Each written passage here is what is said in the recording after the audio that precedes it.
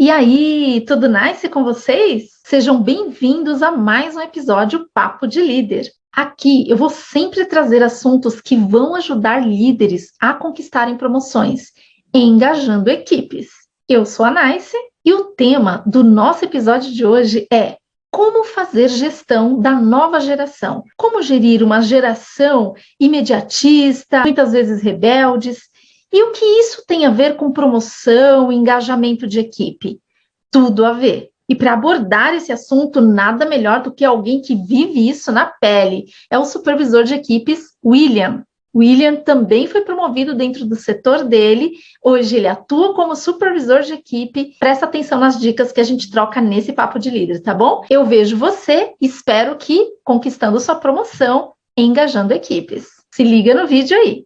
O Papo de Líder, ele é um momento que eu reservo, onde eu troco ideias, literalmente, eu bato papo com líderes profissionais de áreas ou de operações e que a gente vai comentar sobre diversos assuntos, principalmente aqueles assuntos que normalmente tiram o sono do líder de equipe, desses profissionais que muitas vezes acordam e falam, nossa, eu vou ter que ir de novo para aquele lugar e eu não sei mais o que fazer para eu conseguir engajar a equipe, para eu tirar forças, como é que eu faço para crescer dentro desse setor. Então, a gente comenta sobre todos os assuntos relacionados. Então, é um momento muito bacana.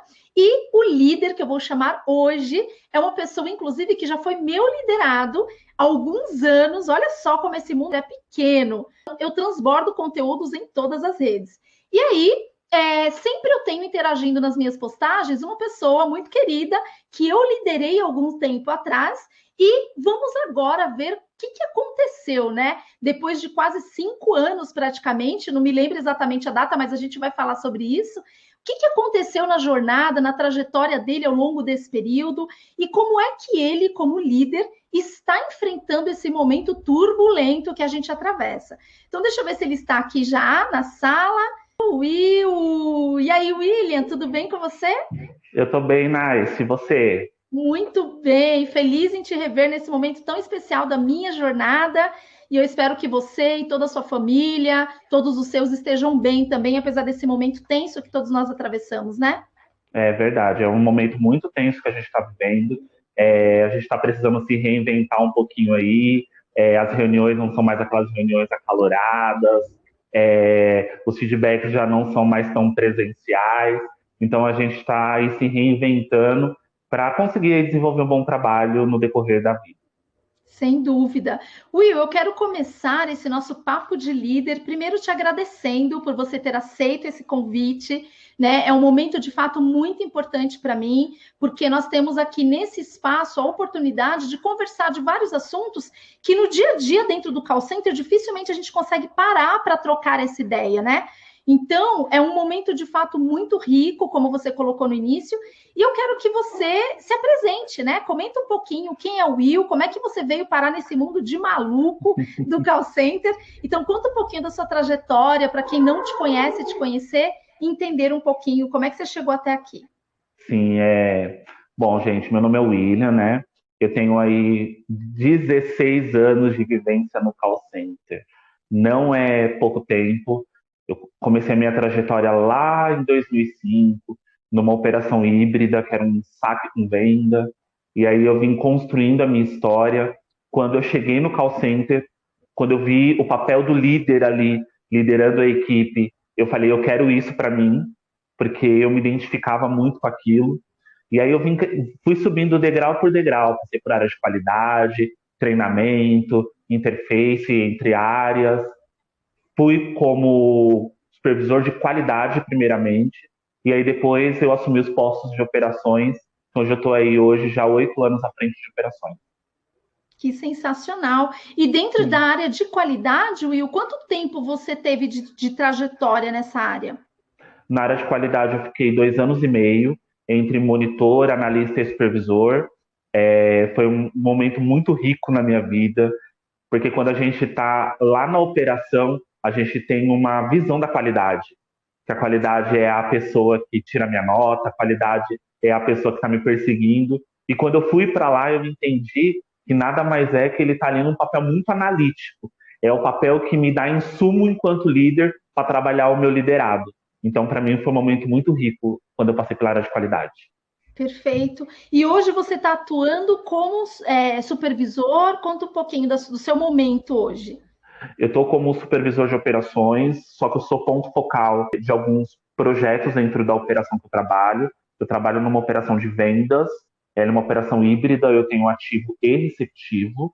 Eu tenho uma média de 40 pessoas hoje dentro da minha operação. É uma operação com enormes desafios, não que outras operações não tenham, mas é uma operação nova. A minha operação tem um ano e 4 meses que ela implantou na empresa onde eu trabalho.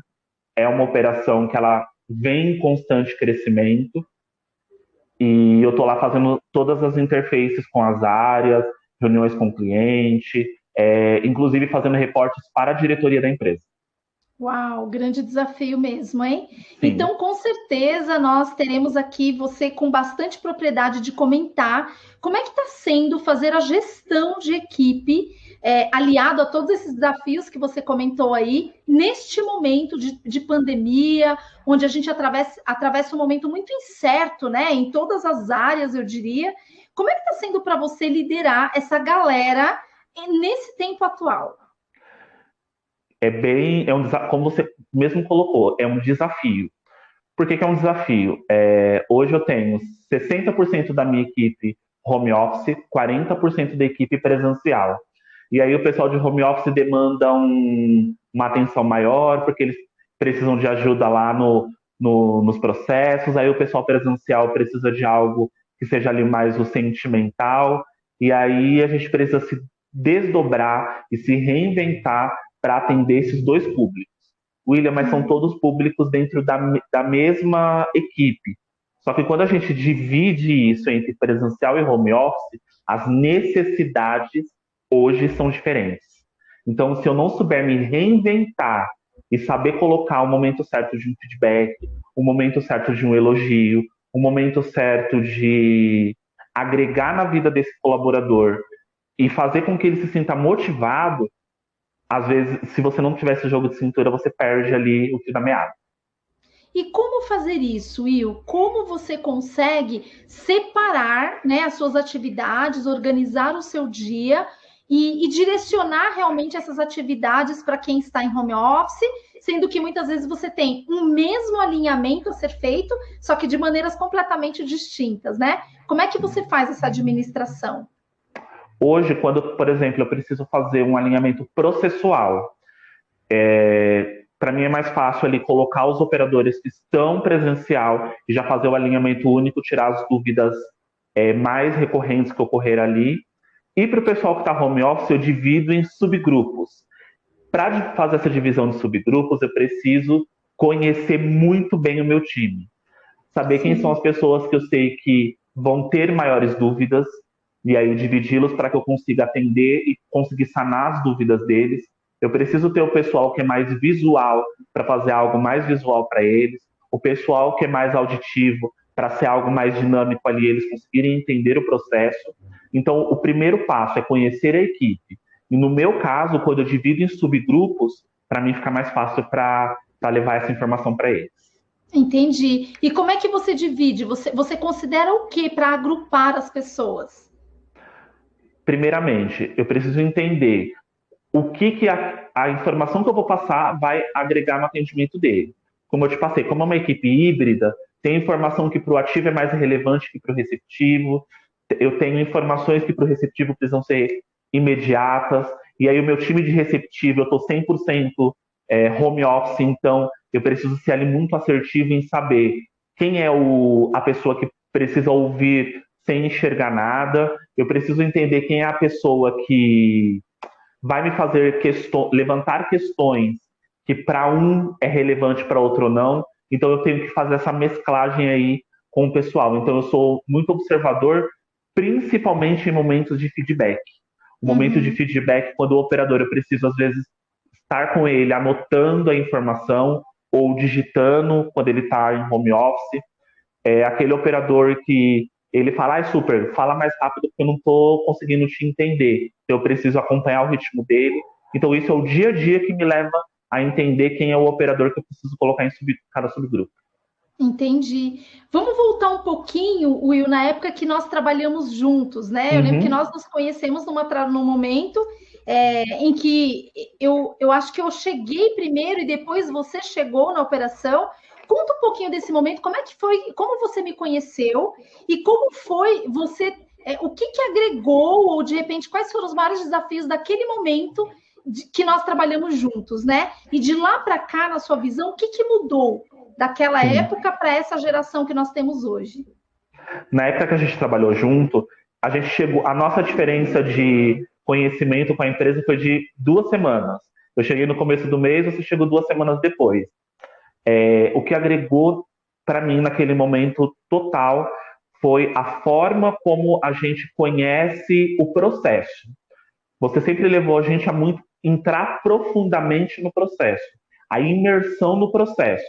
Se eu não souber o processo em si, como que funciona, por exemplo, a divisão de base para uma operação de ativa, como que se faz a divisão de quartil, a divisão de quintil, como que eu faço, por exemplo, um feedback mais estruturado, em que momento parar a equipe no meio do dia para fazer uma reunião de alinhamento. Então, tudo isso, para mim, a formação de líder foi essencial. E foi coisas que você nos retroalimentou todos os dias para que a gente fizesse. E muitas vezes eu me peguei, por exemplo, fazendo uma reunião com a equipe no meio da tarde, e aí a equipe toda olhando para o que estava acontecendo atrás de mim, e aí você estava parado atrás e agregando ainda mais aquilo que estava acontecendo, e aí eu via que eu estava no caminho certo, e aí tudo isso aconteceu para crescimento. Então, a imersão no processo, para mim, foi, eu acho que, o maior aprendizado, mas que hoje eu consigo imergir em processos em que eu não dominava. Um exemplo disso é fazer a interface correta das áreas. Em que momento eu preciso, de fato, acionar o meu planejamento? Será que, de fato, naquele momento é o momento de acionar o planejamento para entender o que está acontecendo? Será que eu preciso ainda de insumos? Então, para isso tudo, eu acho que a imersão no processo foi o essencial. Que sensacional. E Will, quando você compara aquela equipe que você fazia gestão, que não era fácil também, nunca foi, né? Nunca. Cada momento tinha os seus desafios. Mas quando você compara aquela galera daquela época com a galera de hoje, se você fizesse né, se você retrocedesse no tempo com a galera que está hoje, o que você avalia como principais fatores que diferenciam? O que diferencia, Nice, eu acho que é uma coisa muito da geração atual. O pessoal que nasceu de 2000 para cá, vamos dizer assim, porque lá atrás eu tinha muita gente com seus 18, 19, 20 anos, e hoje eu também tenho o pessoal com seus 18, 19, 20 anos. E eles são muito, o pessoal de hoje, ele é muito imediatista. Você passa um processo para eles, por exemplo, eu quero que você faça o processo XYZ. E aí ele quer ver a mudança de cenário naquele momento. Uhum. O pessoal antigo, eles entendiam o processo e eles entendiam que para fazer a coisa acontecer, eles teriam que tentar 1, 2, 3, 4, 5, 10, 15 vezes, voltar, entender e refazer. Então, esse imediatismo do pessoal de hoje, para mim, ainda tem sido o maior desafio. Porque eu sim, eu sou uma pessoa muito imediatista. Só que eu sei entender hoje em que momento o meu imediatismo ele vai me atrapalhar e o meu imediatismo ele vai ser fundamental ali. E hoje o pessoal ainda não tem esse feeling e eles acham que tem que ser tudo para agora, e se eu estou dando um direcionamento, eles querem que o direcionamento dê resultado agora. E muitas vezes o direcionamento ele é para médio a longo prazo. Perfeito. E assim, Will, um dos grandes desafios que o líder de equipe tem, quando a gente está falando desse imediatismo, é que essas pessoas elas têm uma dificuldade muito grande de lidar com pressão. Né? Então, muitas vezes, quando a pressão está além daquilo que eles acham que podem suportar, eles não têm noção do poder que eles têm dentro deles, eles tendem a buscar algum refúgio. E normalmente a gente está falando aí de um percentual considerável de absenteísmo, né? Para quem não sabe, o absenteísmo, a gente está falando de faltas. Como é que você lida com essa questão, né? Hoje, assim, pensando nessa galera, como você disse, mais imediatista. Você tem esse problema de faltas, como é que você lida e poderia, de repente, dar um direcionamento para quem hoje está passando por essa dificuldade e não está conseguindo pensar numa boa prática ou algo que você já tem implementado dentro da sua equipe que deu muito certo, que você possa compartilhar com essa galera? Sim. Não nessa operação que eu estou hoje. Dentro da companhia, essa é a minha terceira operação. E aí eu saí de uma operação grande, que ela trocou de EPS, então eu fui remanejado para uma outra operação, e eu recebi o desafio de entrar dentro de uma equipe que era modelo dentro da operação, e por conta de troca de gestão, essa equipe entrou num absenteísmo de 20%. Uau! E era uma equipe que era um saque e decreto, ou seja, eu tinha que ter gente para atender em até 5 segundos, eu tinha que ter pessoas ali para fazer o processo, que era a última instância dentro de um call center. Para quem não entende, o cliente passa primeiro pela central de relacionamentos, ele vai ter o problema dele lá solucionado. Se a solução não for favorável, ele entra com saque para abrir a reclamação, protocolo, enfim. E para esse tipo de atendimento, eu preciso de operadores mais sêniores. E dentro daquela operação, eles eram mais sêniores. Porém, com uma troca de gestão necessária, entrou-se a famosa rebeldia, né? Que aí é onde o líder tem um pouco de dificuldade de lidar, porque o operador ele está entregando atestado e para o líder às vezes tudo bem, se está dando trabalho, melhor que fique em casa, e para mim, enquanto líder, não é. Para eu conseguir sanar o problema, ele tem que estar lá, eu preciso trabalhar junto com ele. E aí eu fiquei 5 meses à frente dessa equipe, e aí eu recebi ela com 20% de ABS e entreguei, passei o bastão para o outro supervisor, uma equipe com ABS de 0,75%. Que sensacional! E aí, Nice, qual foi a sacada? É isso que eu ia te perguntar, né? A Porque sacada. não é sorte. Não, foi a sacada. Lidar com a questão, às vezes, não é nem a pressão, Nice. A pressão do dia a dia, eles até entendem. Tem que bater nível de serviço, tem que bater venda, tem que bater resultado. O grande questão do call center é que às vezes o operador ele ainda não tem feeling e o líder não explica. A gente só se sustenta com resultado. E quando a gente fala o se sustenta, o profissional, ele é reconhecido pelo trabalho dele, pelo resultado dele, aonde ele chegou, pelos méritos. E aí eu fiz com que cada operador entendesse qual era o lugar dele ali dentro, independente da liderança. Então eu comecei um trabalho muito visual. Então, por exemplo, o operador ele chegava, tinha um banner diferente, ele tinha um farol de processos. Comecei a entrar com incentivo de, se você não faltar durante o mês, eu tenho ali um agrado para você ficar um sábado em casa, porque o seu trabalho ele é um pouquinho mais, você vai ouvir o cliente um pouquinho mais alterado. Então eu quero te dar isso para você, mas você precisa estar aqui. Eu preciso estar aqui para que você entenda qual é o seu lugar. E eles entenderam qual era o lugar deles e assim eu fiquei muito feliz quando eu tive que passar o bastão, vendo o fruto do meu trabalho ali sendo reconhecido, dentro de muitos supervisores antigos que tinham ali, inclusive que eram daquela mesma operação em outra EPS, não conseguiram entregar o resultado que eu entreguei em tão pouco tempo. Até porque o meu gerente na época me deu esse desafio falando, eu preciso de um resultado rápido. E as palavras dele para mim foi, pelo histórico que você tem dentro da companhia, os seus resultados são rápidos. Então, vai lá e arrasa. E foi o que eu fiz e deu muito certo. Se o líder não conhecer o operador Nice, ele não consegue fazer o tão famoso poder de persuasão. Ele não consegue incentivar o cara a chegar a algum lugar, a querer crescer, a querer ser alguém dentro da companhia. Isso que você falou é muito verdade.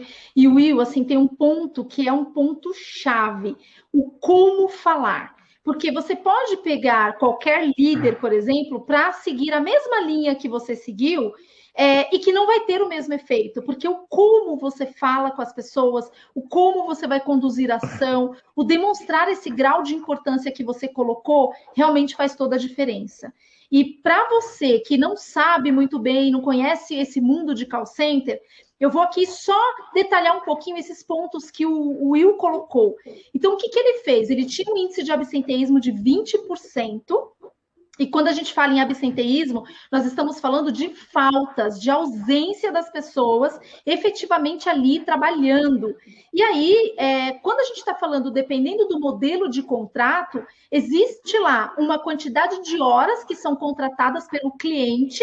Então, nós somos uma empresa prestadora de serviço, o call center é uma empresa prestadora de serviço, e nós temos clientes, grandes marcas, que nos contratam para atender esse consumidor, que faz uma compra, que às vezes quer negociar, a gente vai precisar fazer uma cobrança, negociar uma parcela com esse cliente. Então, pensa em algo que você adquire na sua vida, uma TV por assinatura, um celular, uma central de atendimento vai te dar todo esse suporte. E normalmente é um call center que vai fazer esse atendimento. Seja ele ativo, ou seja, nós entrando em contato com vocês, oferecendo algo, ou receptivo, você precisando de alguma ajuda, seja de uma linha de crédito, seja de comprar um cartão, seja de tirar uma dúvida, de negociar, e aí você vai entrar em contato conosco. E sempre vai ter um profissional de call center lá para te atender. O Will está colocando aqui uma situação muito delicada que acontece dentro do call center.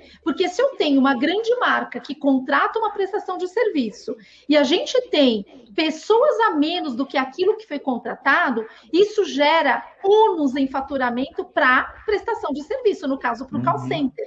Então, o nosso papel pensa no sanduíche, né? Nós, enquanto profissionais de call center, somos a salsicha desse sanduíche, porque de um lado nós temos o cliente que contrata e ele quer tudo aquilo que ele contratou, e do outro lado nós temos a empresa, que é o call center em si, que nós somos responsáveis por gerar o faturamento. E aí tem esse ponto importante que o Will colocou aqui. Nós somos bem vistos e muito bem quistos com entrega de resultados. É isso que vai nos sustentar. Né? Então, aqueles mimizentos do call center, como eu costumo falar, que a gente quer muito longe do call center, que fala assim, mas nós só somos vistos como números. Sim, nós somos vistos como números, porque são os números que vão sustentar os resultados de todo esse bastidor que eu acabei de relatar. Então, pensa que se nós temos faltas de pessoas, onde a empresa de call center, normalmente, ela estabelece uma média tolerável, ideal que fosse 0, mas a gente lidera pessoas, né? Então, estamos sujeitos, sim, a uma falta, as pessoas ficam doentes, especialmente no momento como esse que nós estamos atravessando, em plena pandemia. Então, pensa no seguinte, a empresa, ela estabelece uma tolerância, então, se a tolerância é o máximo aceitável para que a operação continue trabalhando de maneira muito saudável. Vamos colocar aqui que a média do mercado é de 5% de absenteísmo, ou seja, de todas as pessoas que eu tenho contratadas, eu tolero que 5% se ausente, seja por uma questão de saúde, por uma necessidade pessoal, que pode acontecer. Então, essa tolerância, ela existe para uma eventualidade. O que o Will está colocando aqui, que é uma situação que não é tão diferente da maioria das operações não dentro do call center. Ele está dizendo que ele pegou uma situação onde existia 5% a tolerância. Ele pegou uma operação, uma equipe que tinha 20%. O que ele está dizendo é que 20% das pessoas que deveriam estar lá trabalhando faltaram. E aí, como é que a gente faz a gestão, sendo que nós temos uma área de planejamento, se você não conhece, é uma área que dá todo o suporte, é uma área de bastidor. Nós vamos trazer aqui no Papo de Líder também líderes de áreas do call center, que dá todo esse suporte para você conhecer também esse outro lado. E aí, esse planejamento, ele recebe a demanda do cliente que contratou, ele dimensiona quantas pessoas ele vai precisar todos os dias ali trabalhando para garantir o atendimento desses clientes que vão nos ligar. Ou a gente entrando em contato com esses clientes, porque nós temos uma base de clientes para ligar. Então, tudo isso, existe um planejamento por trás. E que se eu tenho 20% de faltas, você concorda, é impossível eu bater esse planejamento. E aí, Sim, Will, entram outros problemas. Eu tenho que pedir banco de horas, horas a mais trabalhadas, né? Você sim. estressa as pessoas que estão vindo trabalhar todos os dias e por aí vai. Então, quando o Will coloca que ele entregou com menos de 1%, olha só, a tolerância é 5%, ele pegou uma equipe com 20% depois de 5 meses. E com certeza com uma redução gradativa mês a mês, né? Sim. Então, ele recebeu um super desafio do líder imediato dele, dizendo assim: Will, preciso que as coisas aconteçam, porque senão fica insuportável, né? A negociação. Se a empresa não é saudável financeiramente falando, como é que mantém a empregabilidade de todos ali? Então, é Sim. uma responsabilidade realmente tremenda. E ele gradativamente conseguiu entregar abaixo de 1%. Então, Will, parabéns, que belo trabalho. Num curto espaço de tempo, se a gente for considerar de 20% abaixo de 1% em 5 meses, sensacional. E aí eu quero aproveitar e fazer um gancho numa pergunta. Na sua visão, o que diferencia um profissional que vai começar agora no call center, que não sabe, não tem noção do que ele vai enfrentar, o que você daria de dica para ele conseguir uma ascensão profissional num curto espaço de tempo dentro do call center? Qual é a dica de ouro, pulo do gato, que esse cara que entra, ele não tem noção de por onde ele começa? O que você daria de dica para ele? Primeiro de tudo, não dê ouvido ao colega do lado. A experiência do colega do lado não é a sua experiência. Eu acho que Uau! quando a gente ouve o colega do lado falando, isso aqui é coisa de louco, a gente está entrando na pilha dele, porque é a experiência dele. Eu não me imaginava há 16 anos atrás, hoje estar aqui no papel de líder, de um gestor de operações, de uma pessoa que entende do negócio da forma que eu entendo. Então, e só que para isso eu não dei ouvido ao colega do lado. Uhum. Então é a primeira dica, não dê ouvido ao colega do lado. É a mesma coisa quando a gente vai fazer uma viagem. Ah, não vá para tal lugar porque tal lugar não é bom. Foi a sua experiência. A minha experiência é diferente da sua.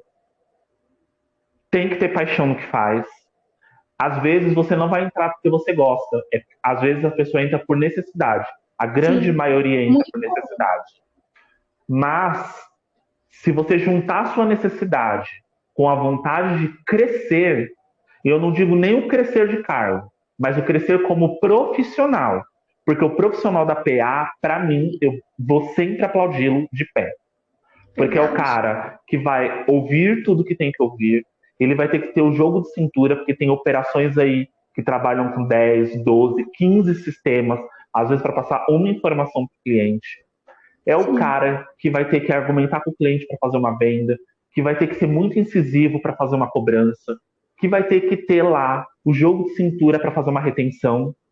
Então, eu vou sempre aplaudir esse cara. E se ele acha que ele é um número dentro da companhia, ele é um número. Mas ele é um número que faz total diferença. Para mim, enquanto líder, quando o meu operador bate meta, a minha meta pode estar acabada, mas se ele bateu a meta dele pessoal, ele venceu. E se ele Uhum. venceu, eu venci junto. Então, não olhe para o colega do lado. O colega do lado está tendo a experiência dele. Queira criar a sua. Se você não souber aproveitar o que a trajetória dentro da empresa que você trabalha, dentro da profissão que você escolheu para este momento da sua vida, se você não aprender nada, eu não sei nem o que te falar. Mas se você tiver de coração aberto e entender que você entrou por uma necessidade e transformar essa necessidade em algo positivo para você, você já venceu na vida.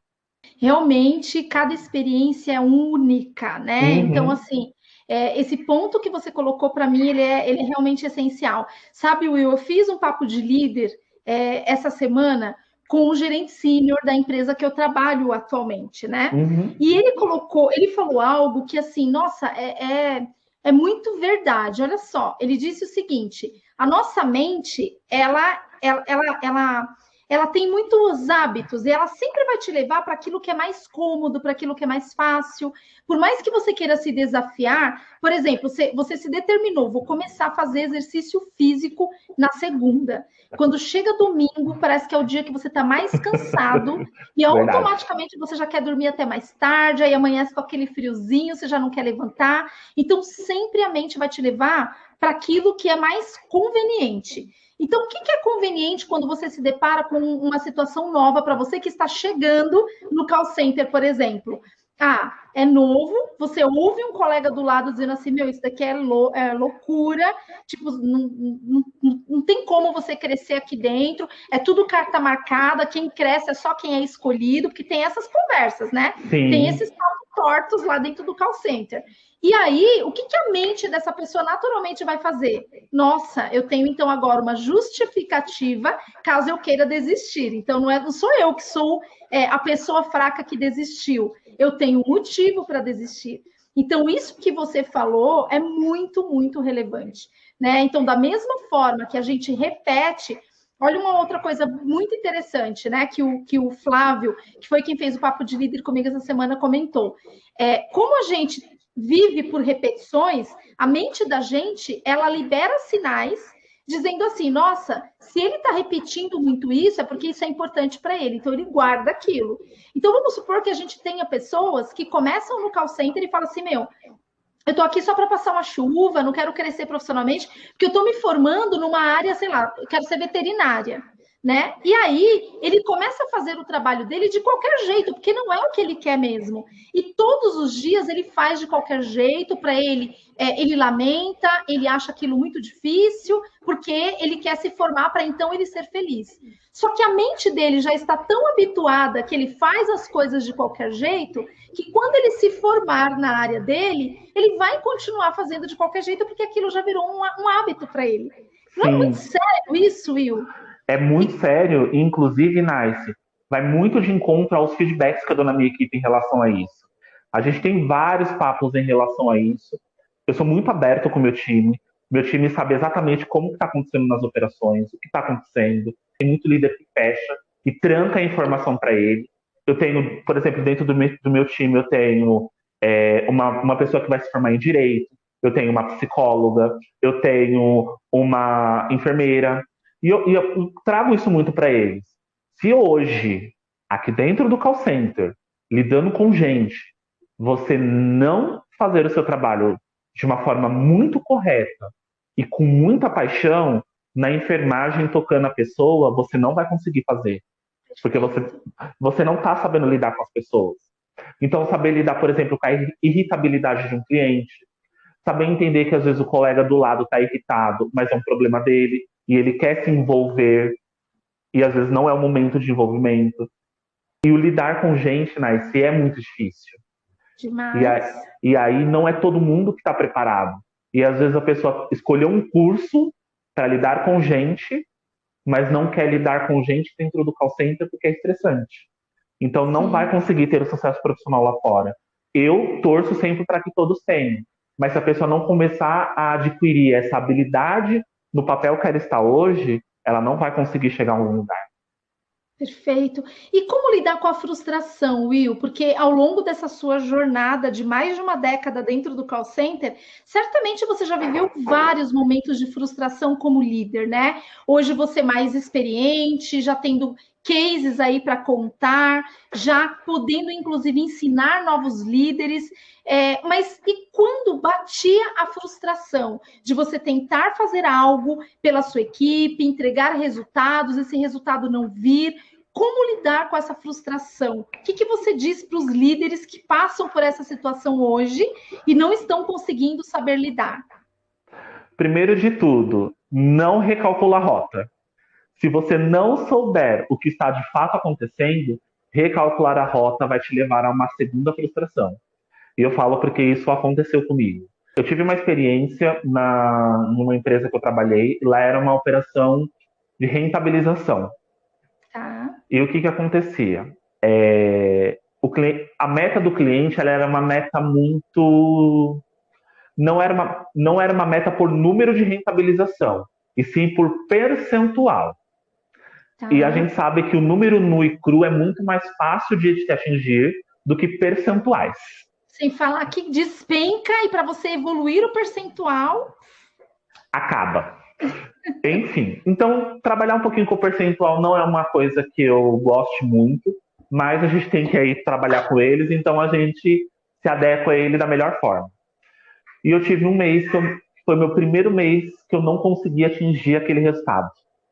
E aí, quando eu não consegui atingir aquele resultado, me veio a frustração, porque eu tive todos os outros líderes comemorando entrega de resultado, entrega de premiação. E no mês seguinte, o cliente foi na operação e lançou uma campanha semestral. O ano Uhum. era 2014, Copa do Mundo, então tava aquele alvoroço todo, o pessoal muito envolvido com a Copa, buscando resultado, e eu trabalhava com PJ. O trabalhar com PJ exige muito jogo de cintura, porque trabalhar com pessoa jurídica, às vezes você vai pedir para falar com o responsável do CNPJ e ele não tá, outra pessoa entra, aí você faz determinada pergunta, mas não é comigo, é só com fulano. Então você Uhum. tem que ter ali um jogo de cintura para isso. E aí, no mês seguinte, eu também não consegui bater e o resultado não foi batido por conta de algumas questões ali por tabulação. Eu lembro que foi por tabulação. E aí começou-se a campanha, começou-se o ano e a gente foi. E o primeiro semestre eu não consegui atingir o resultado esperado. E aquilo para mim foi frustrante. Porque eu sempre vim de cases de entregar meta todo mês, o time motivado, enfim. E foi a primeira vez que eu falei, eu não vou recalcular a rota. Eu quero entrar na causa raiz. Então eu fui entender qual era o problema, comecei a anotar, passava dias sentado do lado do mesmo operador, às vezes em silêncio. E o operador, o Uhum. que você está fazendo, super? Eu só continua trabalhando porque eu estou aqui. E aí eu fui entender quais eram as necessidades. O operador precisava de Uhum. treinamento, eu precisava de treinamento, que é uma coisa que o líder nunca admite, que ele precisa ser treinado. Uau. E aí eu precisei entender qual que era a necessidade, o que precisava mudar, se era conceito, se era a árvore que estava poluída, enfim. Levei para a gestão da operação na época a causa raiz de tudo que estava acontecendo, os operadores treinados, o planejamento revisitando árvore de tabulação, cliente entendendo que precisava revisitar a árvore de tabulação para que o resultado, da forma como ele queria, fosse mais satisfatório. E aí, no segundo semestre, eu consegui entregar o resultado muito satisfatório.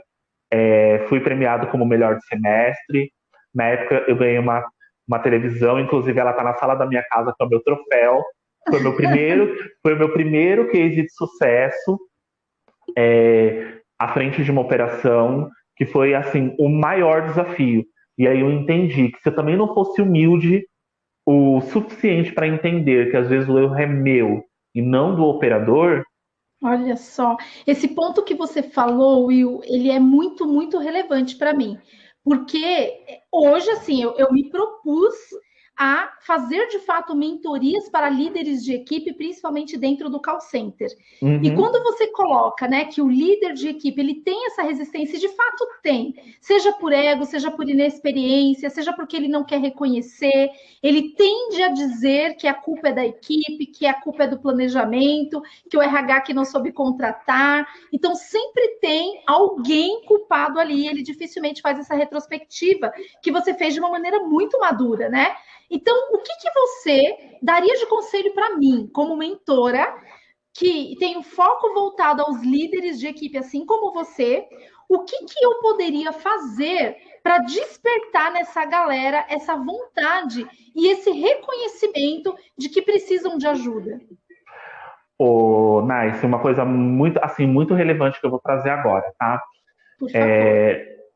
Eu moro na Agora é cidade de você que está me dando feedback, beleza? eu moro na cidade de São Paulo, só que por um dado momento eu fui morar em outro município, fui morar em Campinas. Trabalhei Tá. 2 anos lá em Campinas em um call center. É um mundo totalmente diferente do que a gente vive aqui.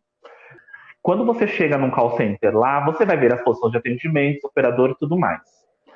E eu vejo o call center hoje, por exemplo, em cidades não tão grandes como, por exemplo, as capitais, como provavelmente você também deva ter começado lá atrás. Uma coisa tipo, não existe líder e liderado. Existe o supervisor e o operador. Então lá eles relevam muito o cargo. Quem são as pessoas? Você tem aquilo. O líder tem que fazer isso, você tem horário para fazer isso, você tem horário para fazer aquilo. Não é algo muito aberto. Tá. E quando eu cheguei lá, Nais, eu tive a oportunidade, no momento de crescimento da minha operação, que eu trabalhei lá, de desenvolver líderes. Então ficou na minha mão o desenvolvimento de alguns líderes.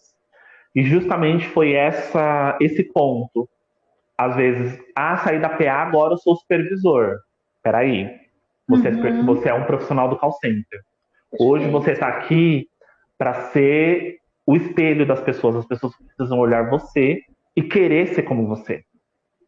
Hoje, Nice, só para você entender, eu estou de férias do trabalho e o que as pessoas mais fazem quando estão de férias, desligam 100% a mente do que é trabalho.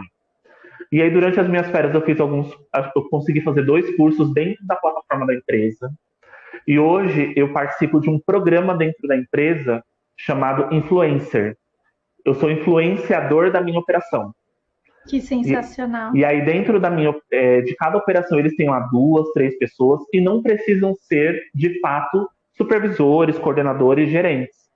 E aí tem, lá daquela operação, que eu falei que eu tive lá o case dos 20% de ABS, uma das influencers era uma ex-operadora minha. Então, e é muito legal ver esse programa de influencer, porque às vezes desfoca um pouco do que é o supervisor e traz também um pouco da realidade do operador. E aí, voltando para a sua pergunta, o que hoje você poderia trazer para esse líder e motivar a ele? Hoje, o líder, quando ele sai do papel de operador e ele assume um cargo de liderança, é o primeiro pensamento, eu falo porque eu tive ele. Não sou mais operador de telemarketing. Eu sou um supervisor. E o status supervisor visa muito, né? Tipo, eu virei chefe. Agora eu tenho Deslumbra. crachá de chefe. Exato. E aí ele precisa entender que ser supervisor, ele vai muito além de um cargo. Ele vai ter que lidar com um cara que ele perdeu a mãe. Ele vai ter que lidar com o cara que brigou com a esposa. Ele vai ter que lidar com o cara que levantou porque a mãe jogou um balde de água nele para ir trabalhar, porque ele é obrigado a trabalhar porque a mãe não quer dele em casa. E ele vai ter que lidar com o cara que quer bater meta. Só que os 4 caras estão dentro da equipe dele, ele vai ter que lidar com os 4 ao mesmo tempo.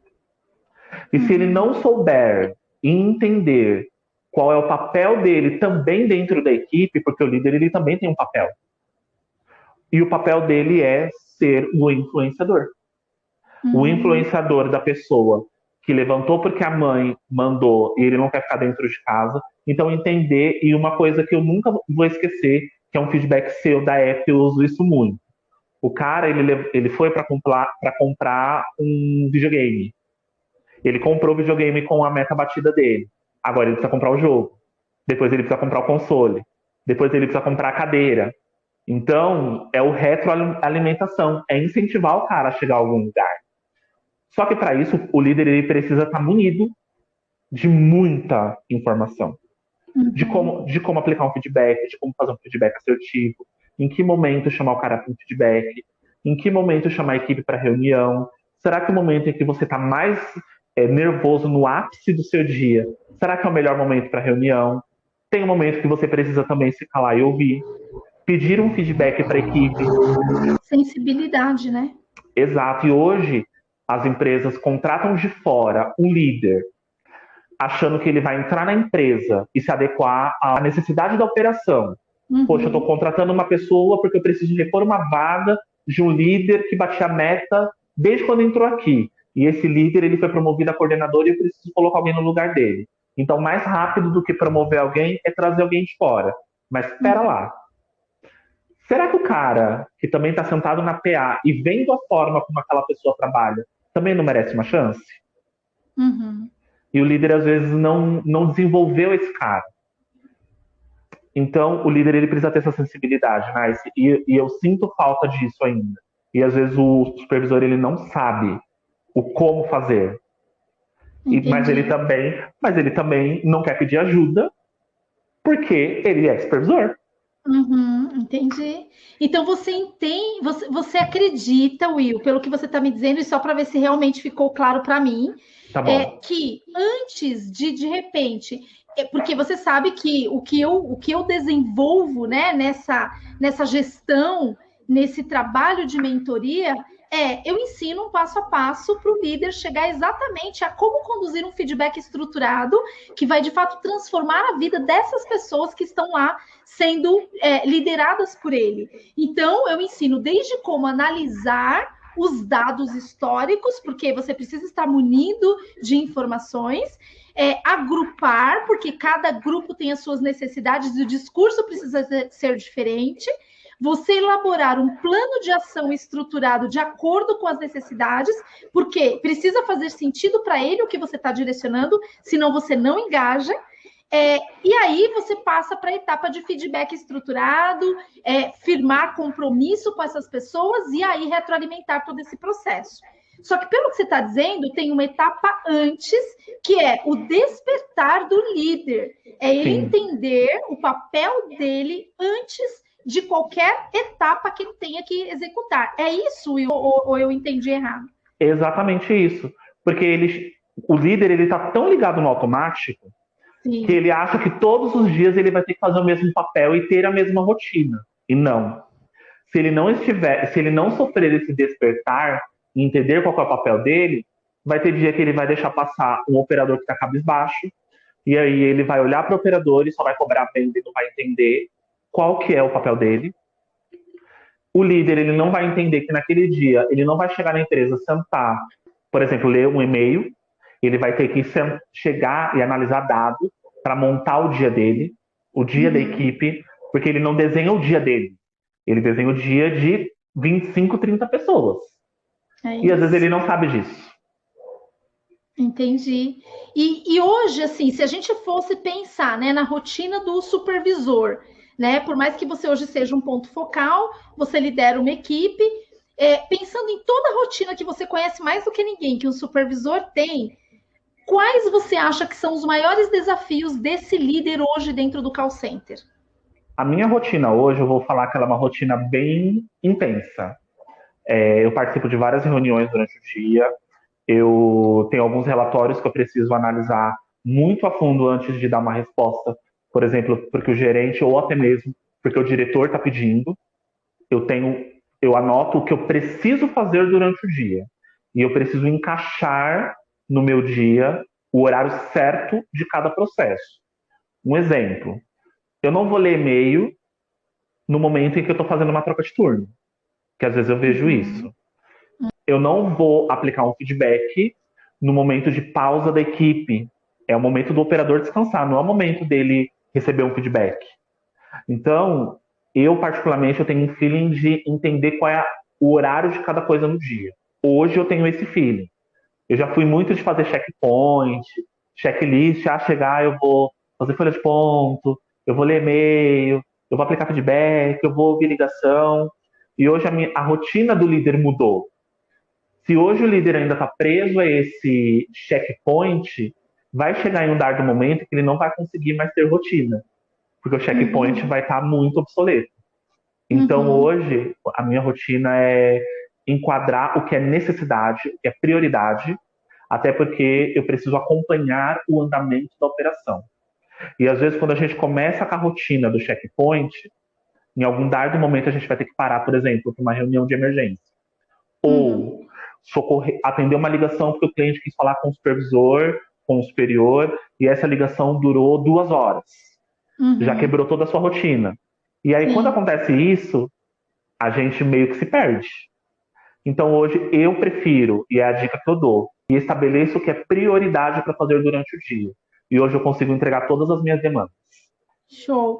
E você acredita, Will, assim, ó, porque eu já vi vários gerentes, inclusive eu já me peguei fazendo isso em alguns momentos como gerente, no sentido de querer ajudar, definir, né? Olha, então essa daqui é a rotina que o líder tem. Então, isso daqui você procure fazer no período da manhã, isso daqui são as suas demandas administrativas. Então, meio que eu enquadrava o que era demanda administrativa, um momento para feedback, etc. Sugerindo para ele um roteiro. Então, roteiro, assim como viagem, eu te recomendo, mas não necessariamente você vai passar por todos os pontos, né? Exato. Você vai encaixar no melhor momento. Você acha que ajuda o supervisor, se o gerente hoje relacionar todas as demandas desse supervisor e colocar no agrupamento, por exemplo, o que é urgente, o que é importante, o que é prioridade, mas falar para ele assim, ó, essa aqui é a caixinha de prioridade que todo dia você não pode deixar de fazer. O momento que ele vai fazer, ele decide de acordo com a rotina dele, desde que ele cumpra aquilo que é realmente prioridade. Essa é a caixinha de importante. Então, assim que você cumprir a tua caixinha de prioridade, você tem que vir para ela. E essa daqui é a caixinha que, se você conseguir fazer no dia, show, não vai acumular. Mas se você não conseguir fazer, não vai cair teu mundo, né? Amanhã você tenta se reorganizar. Você acha que nessa linha ajuda mais do que o tal do checklist, ó, de manhã é isso, tal horário é isso, enfim? Sim, tanto ajuda, Nice, porque ele vai entender que ele vai estar livre para desenvolver o trabalho dele, de acordo com os horários dele.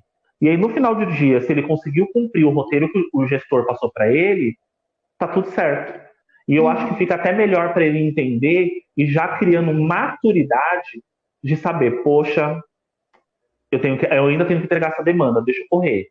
Nossa, equipe, nos próximos 30 minutos, eu preciso do resultado de vocês assim, assim, assim, porque eu vou estar focado numa demanda, beleza? Eu acho que a questão do acordo com a equipe também, porque tem equipe que é muito presa ao supervisor. Eu falo que a minha equipe é muito presa a Sim. mim. Às vezes eu tenho que falar, pessoal, eu estou preso numa demanda, eu preciso que vocês me deem 30 minutos.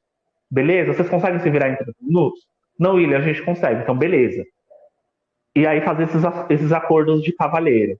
E isso eu acho que falta também. Os acordos de cavalheiro. Entendi. Sensacional. Will, assim, ó, esse é um espaço, né, que eu reservo e que eu amo, assim, se deixar, eu fico aqui horas. Mas a gente está caminhando agora para o final do nosso Papo de Líder de hoje, e eu deixo Sim. aqui super aberto o convite para a gente participar de vários outros. É sempre muito prazeroso para mim esse momento, de verdade. E eu queria entender assim, né, considerando essa rotina maluca que o líder de equipe tem, a organização de uma rotina que ajude que ajude esse líder numa melhor qualidade de vida é realmente um dos grandes desafios. Qual é, na sua opinião, a importância de um método de trabalho que ele tenha realmente alguns passos a seguir e que vai condicioná-lo a entregas de resultados sustentáveis? O quanto você considera isso importante? Você me acompanha nas redes sociais, você conhece um pouco da minha proposta de trabalho.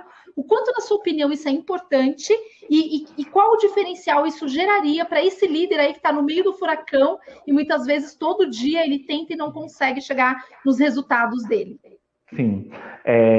Quando a gente trabalhou junto, a gente já não estava mais dentro da mesma operação, mas a gente participou de um final de semana muito rico, que eu levo aquele final de semana para minha vida, falo daquele final de semana com muito carinho, quando apresentaram para a gente um programa de evolução de líderes. Eu não sei se você lembra.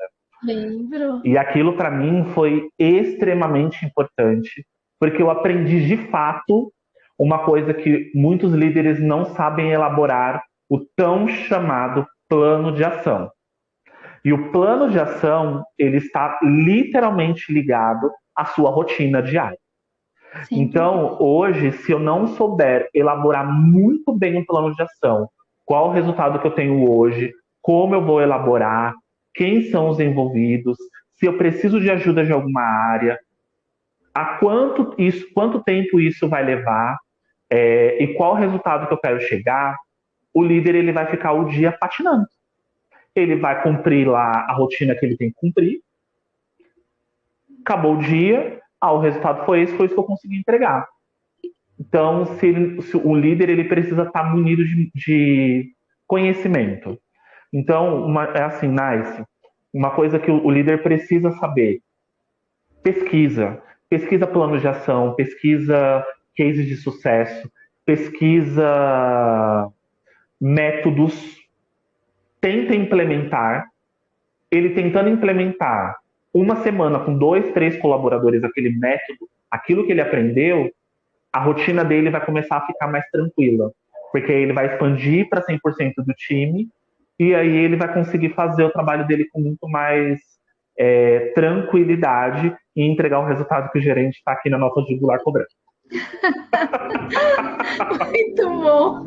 E Will, assim, acho que essa dica que você deu para quem não tem familiaridade com o método, ela é matadora. Então, assim, Sim. cara, se você tem lá 10 ou 50 pessoas dentro da sua equipe, entenda, absorva o método. E aí, vai pilotando. Veja o resultado que isso vai gerar com 3 pessoas, depois você expande para mais 3. E quando você vê, você já está implantando. Nossa, adorei! Uma mega de uma dica que eu vou, inclusive, usar e reforçar isso nas mentorias que eu dou. Adorei, Will.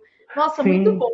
Inclusive, Nice, uma das operações que eu aprendi de fato a implantar, fazer esse método de implantar com 2, 3, testar um tempo, foi na operação que a gente trabalhou junto. Uhum. Lá era uma operação, falando um pouquinho dessa operação que a gente trabalhou, era uma operação quente, e que se a gente não testasse coisas novas, o resultado não vinha. Então, lá foi, sem dúvida, o meu estágio para eu aprender esse tipo de metodologia. Que sensacional. Nossa, gratidão, meu querido, pelo seu tempo, por essa generosidade de compartilhar muito do que você aprendeu, os seus desafios. Foi um momento muito, muito rico.